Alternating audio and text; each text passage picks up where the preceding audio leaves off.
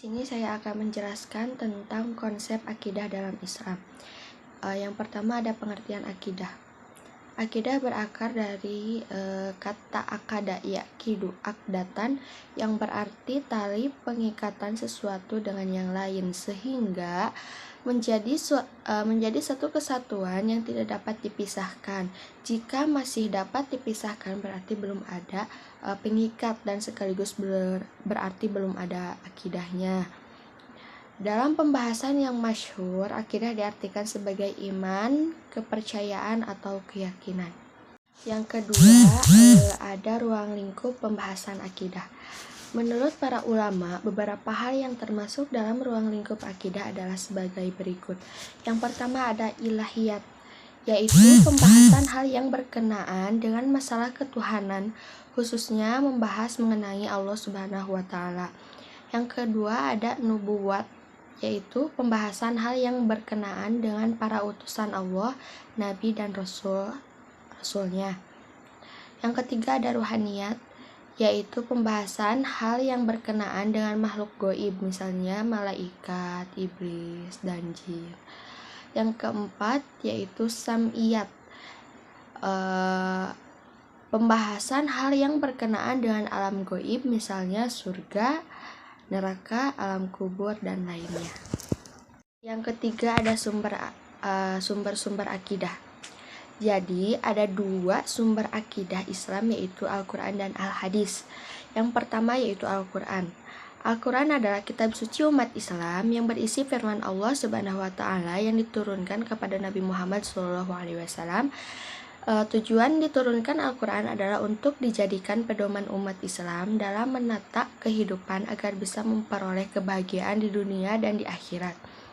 Dalam Al-Quran terdapat banyak petunjuk-petunjuk, keterangan, konsep baik yang bersifat global maupun yang bersifat terperinci, tersurat maupun tersirat dalam berbagai persoalan dan bidang kehidupan manusia. Apa yang ada di dalam Al-Quran adalah benar. Oleh karena itu, sepatutnya umat Islam untuk selalu berpedoman pada Al-Quran. Kedua, ada Al-Hadis. Hadis merupakan sumber akidah yang kedua. Menurut bahasa, hadis merupakan sesuatu yang baru, yang menunjukkan sesuatu dekat atau waktu yang singkat. Menurut istilah hadis adalah hal-hal yang datang dari Rasulullah SAW, baik dalam bentuk ucapan, perbuatan, ataupun pengakuan. Adapun jenis hadis yaitu hadis fi'liyah atau perbuatan Nabi Muhammad SAW. Yang kedua ada hadis qauliyah yaitu ucapan, dan hadis taqririyah yaitu perbuatan sebagaimana para sahabat Nabi.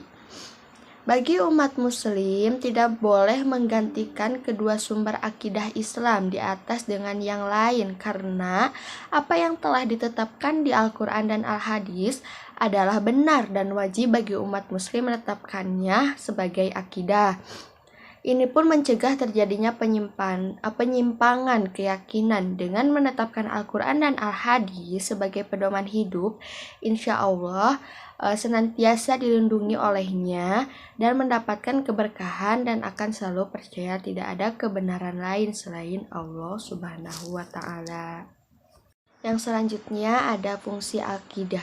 Sesuai dengan fungsinya sebagai dasar agama, maka keberadaan akidah Islam sangat menentukan bagi seorang muslim. Sebab dalam sistem teologi agama ini diyakini bahwa sikap, perbuatan, dan perubahan yang terjadi dalam perilaku dan aktivitas seseorang sangat dipengaruhi oleh sistem teologi atau akidah yang dianutnya. Untuk itu, signifikansi akidah dalam kehidupan seorang muslim dapat dilihat paling tidak dalam 4 hal, yaitu yang pertama, akidah Islam merupakan landasan seluruh ajaran Islam. Di atas keyakinan dasar inilah dibangun ajaran Islam lainnya, yaitu syariah atau hukum Islam, dan akhlak yaitu moral Islam. Oleh karena itu, pengamalan ajaran Islam lainnya seperti sholat, puasa, haji, etika Islam atau akhlak, dan seterusnya dapat diamalkan di atas bangunan keyakinan dasar tersebut. Tanpa keyakinan dasar, pengalaman ajaran agama tidak akan memiliki makna apa-apa. Yang kedua, akidah Islam berfungsi membentuk kesolehan seseorang di dunia sebagai modal awal mencapai kebahagiaan di dunia ataupun di akhirat.